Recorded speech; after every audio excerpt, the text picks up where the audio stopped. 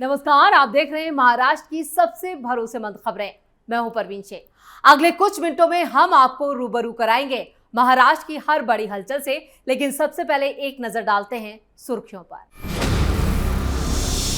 सिद्धिविनायक मंदिर चंदा चोरी केस में 10 गिरफ्तार, 46 कर्मचारी सस्पेंड। सदा सरवरकर ने राज ठाकरे से मांगे 18 करोड़ गबन के सबूत। चोरी में पकड़े गए आरोपियों का उद्धव गुट से निकला कनेक्शन।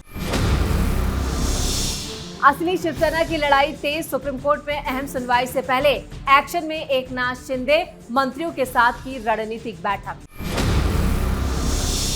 फडणवीस सरकार के 5 बड़े सुधार, अब सरकारी काम होंगे डिजिटल। दफ्तरों के चक्कर और फाइलों की देरी से आम लोगों को मिलेगी राहत। पीएम मोदी की डिग्री से मोहन भागवत तक, सीजेपी प्रमुख अभिजीत दीपके का नया हमला, जेन-जी संवाद पर उठाए सवाल।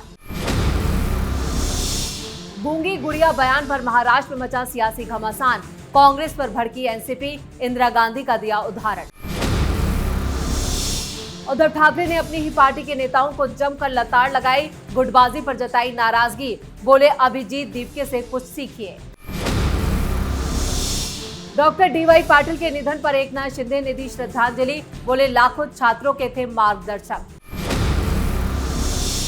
दतिया बांकीपुर उपचुनाव नतीजों को लेकर संजय राउत का हमला, बोले पीएम मोदी का जादू हुआ खत्म, जनता ने शुरू किया नकारना। सिंहस्थ कुंभ मेला 2027 की तैयारी तेज, नासिक त्र्यंबकेश्वर में विरासत संरक्षण तेज, यूनेस्को टैग और दावोस में प्रचार की बनी योजना। नागपुर में मानसून के साथ मंडराया स्वाइन फ्लू का खतरा, जुलाई में मिले 21 मरीज, महानगर पालिका ने जारी किया अलर्ट। खबरों में सबसे पहले बात सिद्धिविनायक मंदिर चोरी की। मुंबई के प्रसिद्ध श्री सिद्धिविनायक गणपति मंदिर से जुड़ा चंदा चोरी का मामला सामने आने के बाद हड़कंप मचा है। मंदिर में श्रद्धालुओं की तरफ से दिए जाने वाले दान की रकम में गड़बड़ी करने के आरोप में पुलिस ने अब तक इस मामले में 10 लोगों को गिरफ्तार किया है। इस कार्रवाई के बाद मंदिर प्रशासन और सुरक्षा व्यवस्था को लेकर सवाल खड़े हो रहे हैं। सिद्धिविनायक मंदिर ट्रस्ट के अध्यक्ष और एकनाथ शिंदे गुट के नेता सदा सरवरकर ने राज ठाकरे के 18 करोड़ के गबन के सबूत भी मांगे हैं और इसका जवाब भी दिया है। सिद्धिविनायक ट्रस्ट के अध्यक्ष सदा सरवरकर ने कहा कि करीब 18 करोड़ की चोरी का मामला जरूर सामने आया है और सिद्धिविनायक मंदिर में चोरी या दर्शन करने वालों में जो लोग शामिल थे उन्हें सस्पेंड कर दिया गया है। अब तक 46 कर्मचारी सस्पेंड किए गए हैं और 10 लोगों को अरेस्ट किया गया है। शिवसेना नेता ने कहा कि चोरी करने वालों का नाता यूबीटी से है, यानी उद्धव ठाकरे गुट से इनके कनेक्शन जुड़ रहे हैं।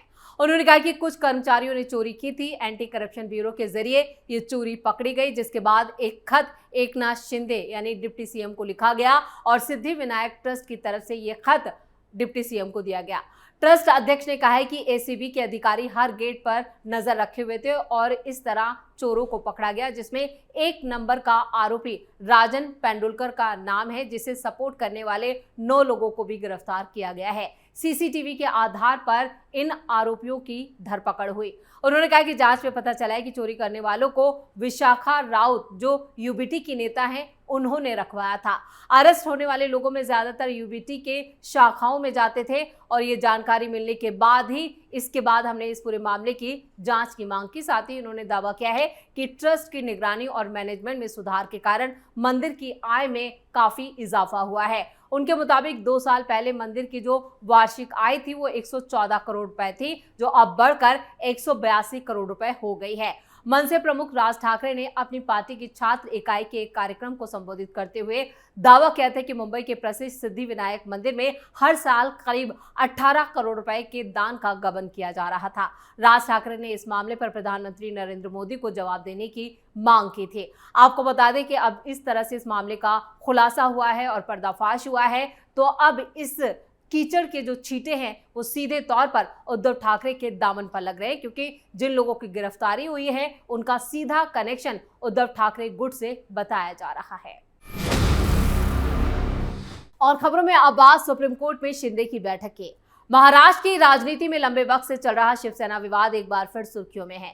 शिवसेना में हुए बंटवारे के बाद सबसे बड़ा सवाल यही बना हुआ है कि असली शिवसेना किसकी है और पार्टी का चुनाव चिन्ह किस गुट के पास रहेगा। इसी मामले पर सुप्रीम कोर्ट में अहम सुनवाई होने जा रही है, जिस पर महाराष्ट्र की राजनीति की दिशा काफी हद तक निर्भर मानी जा रही है। सुप्रीम कोर्ट में शिवसेना और उसके चुनाव चिन्ह को लेकर चल रहे विवाद पर सुनवाई से पहले मुंबई में राजनीतिक हलचल तेज हो चुकी है। महाराष्ट्र के डिप्टी सीएम और शिवसेना नेता एकनाथ शिंदे ने पार्टी के मंत्रियों के साथ एक महत्वपूर्ण बैठक की। बताया जा रहा है कि ये बैठक करीब 1 घंटे तक चली, जिसमें सुप्रीम कोर्ट की सुनवाई और आगे की रणनीति को लेकर चर्चा की गई। दरअसल शिवसेना में जून 2022 में हुए राजनीतिक घटनाक्रम के बाद पार्टी 2 गुट में बंट गई थी। एक गुट उद्धव ठाकरे के नेतृत्व में रहा, जबकि दूसरा गुट एकनाथ शिंदे के साथ चला गया। इसके बाद पार्टी के नाम और चुनाव चिन्ह को लेकर दोनों पक्षों के बीच कानूनी लड़ाई शुरू हुई। चुनाव आयोग ने पहले एकनाथ शिंदे गुट को असली शिवसेना के रूप में मान्यता देते हुए पार्टी का नाम और धनुष बाण जो चुनाव चिन्ह है वो उसे आवंटित किया था। इसके बाद उद्धव ठाकरे गुट ने इस फैसले को सुप्रीम कोर्ट में चुनौती दी और मामला अब सुप्रीम कोर्ट में पिछले 2 साल से लंबित है। अब सुप्रीम कोर्ट में होने वाली सुनवाई पर दोनों गुटों की नजरें टिकी हैं। शिंदे गुट जहां चुनाव आयोग के फैसले को अपनी बड़ी राजनीतिक जीत मान रहा है, तो वहीं उद्धव ठाकरे गुट का कहना है कि पार्टी की पहचान सिर्फ विधायकों की संख्या से तय नहीं हो सकती, बल्कि मूल संगठन और विचारधारा भी महत्वपूर्ण है। सुप्रीम कोर्ट के फैसले से यह साफ हो जाएगा कि भविष्य में शिवसेना की राजनीतिक पहचान क्या होगी, संगठनात्मक कंट्रोल और चुनावी रणनीति किस दिशा में जाएगी। महाराष्ट्र की राजनीति में इस सुनवाई को बेहद अहम माना जा रहा है, क्योंकि इसका असर आने वाले चुनावों और दोनों गुटों की ताकत पर भी पड़ सकता है। खबरों में आप बात फडणवीस के 5 बड़े फैसलों की। फडणवीस सरकार ने आम लोगों को राहत देने के लिए प्रशासनिक व्यवस्था में बड़े बदलाव करने का फैसला किया है। सरकार ने सभी प्रशासनिक विभागों में प्रक्रिया पुनर्गठन के तहत 5 बड़े सुधार लागू करने का आदेश जारी कर दिया गया, जिसका मकसद सरकारी कामकाज को तेज करना, आसान और ज्यादा पारदर्शी बनाना है, ताकि लोगों को छोटे छोटे कामों के लिए बार बार सरकारी दफ्तरों के चक्कर ना लगाने पड़े। सरकार की नई व्यवस्था के तहत अब ज्यादातर प्रक्रियाओं को डिजिटल किया जाएगा। लोगों को आवेदन देने से लेकर दस्तावेज जमा करने तक कई परेशानियों से छुटकारा मिलेगा। सरकार का दावा है कि नई व्यवस्था लागू होने के बाद सरकारी सेवाएं पहले के मुकाबले ज्यादा तेजी से हो सकेंगी और इस सुधार का सबसे बड़ा हिस्सा ऑनलाइन सत्यापन व्यवस्था का है। अब लोगों की जानकारी सरकारी डिजिटल रिकॉर्ड और ऑनलाइन डेटाबेस से खुद ही सत्यापित की जाएगी और इससे के बार बार दस्तावेजों की जांच करने की जरूरत कम होगी और आवेदन प्रक्रिया आसान हो जाएगी। इसके अलावा सरकार ने भौतिक दस्तावेज जमा करने की प्रक्रिया को खत्म करने की दिशा में एक और कदम उठाया है। डिजी लॉकर और डिजिटल प्लेटफॉर्म की मदद से लोगों के दस्तावेज ऑनलाइन ही मुहैया करा दिए जाएंगे, यानी प्रमाण पत्र और दूसरे कागजात लेकर सरकारी दफ्तर जाने की जरूरत नहीं पड़ेगी। नए सिस्टम में फाइलों के निपटारे को भी तेज करने का फैसला किया गया है। अब किसी भी प्रस्ताव या फैसले को ज्यादा से ज्यादा 3 प्रशासनिक स्तरों से ही गुजरना होगा। इससे फाइलों के लंबे वक्त पर अटके रहने की समस्या कम होगी और अधिकारियों की जिम्मेदारी भी तय होगी। सरकार ने सेवाओं के अधिकार कानून के तहत आने वाले आवेदनों के निपटारे का समय कम करने पर जोर दिया है और तकनीक के इस्तेमाल से आवेदन प्रक्रिया तेज की जाएगी, जिससे लोगों को वक्त पर सरकारी सेवाएं मिल सकेंगी और पूरे बदलाव की निगरानी मुख्य सचिव की अध्यक्षता वाली राज्य स्तरीय समिति करेगी।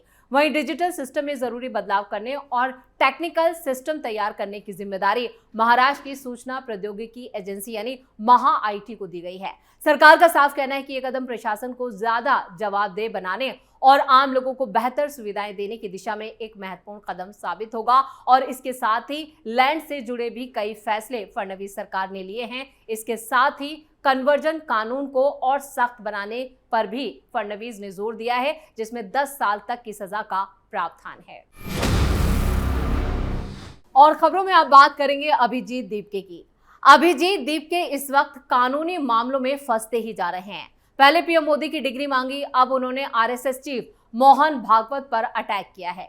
उन्होंने मोहन भागवत के जेन जी कार्यक्रम पर निशाना साधा है। खबर में आगे बढ़ने से पहले देखते हैं कि क्या कह रहे हैं अभिजीत दीपके। ये तो बिल्कुल इस देश के युवाओं ने फोर्स करा है, जहां पर नरेंद्र मोदी को भी रात के 11-11 बजे जाकर इंस्टाग्राम पर रील डालनी पड़ रही है। अब मोहन भागवत का भी जेनजी से बात करने का मन कर रहा है, तो देर से ही क्यों ना हो, लेकिन इन लोगों को अब समझ में आते हो कि जेनजी को इग्नोर नहीं कर सकते, डिसमिस नहीं कर सकते, बात करनी पड़ेगी और बात करेंगे तो ही अच्छा है, क्योंकि ये लोग देश का भविष्य है। लेकिन इसके बाद में मैं ये कहूंगा कि अगर जेनजी चेहरे होंगे, यंग चेहरे होंगे तो ज्यादा बेटर होगा। आप 70-80 साल के लोग बात करेंगे तो अच्छी बात है, आप बात करना चाहते हो, लेकिन उससे जेनजी को क्या मिलेगा? जेनजी को जो चाहिए वो है यंग रिप्रेजेंटेशन। तो आरएसएस प्रमुख मोहन भागवत के जेनजी और जैन अल्फा से बातचीत के कार्यक्रम पर सीजीपी प्रमुख अभिजीत दीपके ने इसी अंदाज में अपनी बात रखी है, यानी इन तिलचट्टों ने इस पर भी ऐतराज जताया है। दीपके ने अपने बयान में कहा है कि देर से ही सही अब ये समझ आ रहा है कि देश के युवाओं को नजरअंदाज नहीं किया जा सकता। दीपके ने यह भी कहा कि देर आए दुरुस्त आए। उनके मुताबिक देश के युवाओं ने अपनी ताकत और अपनी बात रखने का तरीका दोनों को सिखा दिया है। अब बड़े नेताओं और संगठनों के लिए इस पीढ़ी से सीधे बात करना जरूरी हो गया है। दीपके ने प्रधानमंत्री नरेंद्र मोदी का भी जिक्र किया। उन्होंने कहा, युवाओं से जुड़ने के लिए प्रधानमंत्री भी सोशल मीडिया पर रील साझा कर रहे हैं और अब मोहन भागवत भी जेन जी और जेन अल्फा से संवाद करने जा रहे हैं। दीपके के मुताबिक ये बदलाव इस बात का संकेत है कि युवा पीढ़ी को अब नजरअंदाज करके आगे बढ़ना आसान नहीं है। मोहन भागवत 6 अगस्त को मुंबई के नीता मुकेश अंबानी कल्चरल सेंटर में IIMUN के कार्यक्रम में जेन जी और जेन अल्फा के छात्रों से बातचीत करेंगे। इस दौरान लोकतंत्र और देश निर्माण जैसे मुद्दों पर चर्चा होगी। ये कार्यक्रम ऐसे वक्त पर हो रहा है जब युवाओं की राजनीतिक और सामाजिक गतिविधियों को लेकर चर्चा तेज है। वहीं दीपके भी कानूनी पचड़ों में फंसते हुए नजर आ रहे हैं। पहले ईडी, आय से अधिक संपत्ति का मामला और अब उन पर दिल्ली में भी एक FIR दर्ज की गई है, जिससे उनकी कानूनी मुश्किलें और बढ़ गई हैं।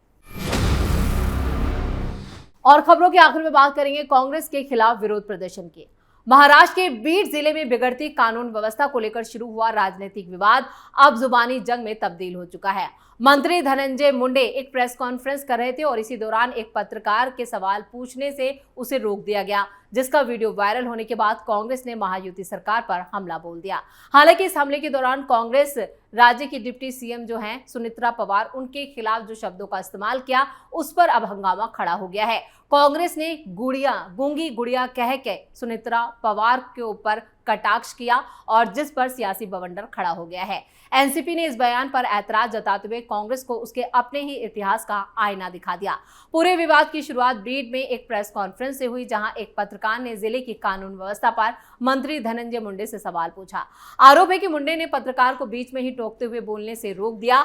महाराष्ट्र प्रदेश कांग्रेस ने इस घटना का वीडियो सोशल मीडिया पर साझा करते हुए पूछा, क्या धनंजय मुंडे बीड के तानाशाह हैं? जिसके बाद कांग्रेस ने डिप्टी सीएम सुनेत्रा पवार पर भी निशाना साधा और उन्हें गूंगी गुड़िया बताते हुए सवाल किया कि वो कब तक खामोश बैठे रहेंगे। कांग्रेस के इस भाषा पर एनसीपी ने तीखी प्रतिक्रिया दी है। एनसीपी के मुख्य प्रवक्ता उमेश पाटिल ने एक प्रेस रिलीज जारी करके कहा कि गूंगी गुड़िया शब्द भारतीय राजनीति में नया नहीं है। पाटिल ने कहा कि पूर्व प्रधानमंत्री स्वर्गीय इंदिरा गांधी को भी अपने राजनीतिक करियर के शुरुआती दिनों में विरोधियों ने गूंगी गुड़िया शब्द का इस्तेमाल करके संबोधित किया था। बाद में इंदिरा गांधी ने बांग्लादेश मुक्ति संग्राम जैसे कड़े फैसलों से अपने आलोचकों को करारा जवाब दिया। जिस शब्द को कांग्रेस कभी महिला अपमान मानती थी, आज वही शब्द सुनेत्रा पवार के लिए इस्तेमाल किए जा रहे हैं, जिसको लेकर महाराष्ट्र में कांग्रेस और एनसीपी आमने सामने है। इसी के साथ महाराष्ट्र फाइल्स में इतना ही। वीडियो कैसा लगा कमेंट करके अपनी राय जरूर दें। वीडियो को लाइक करें, शेयर करें और कैपिटल टीवी को सब्सक्राइब जरूर करें। धन्यवाद।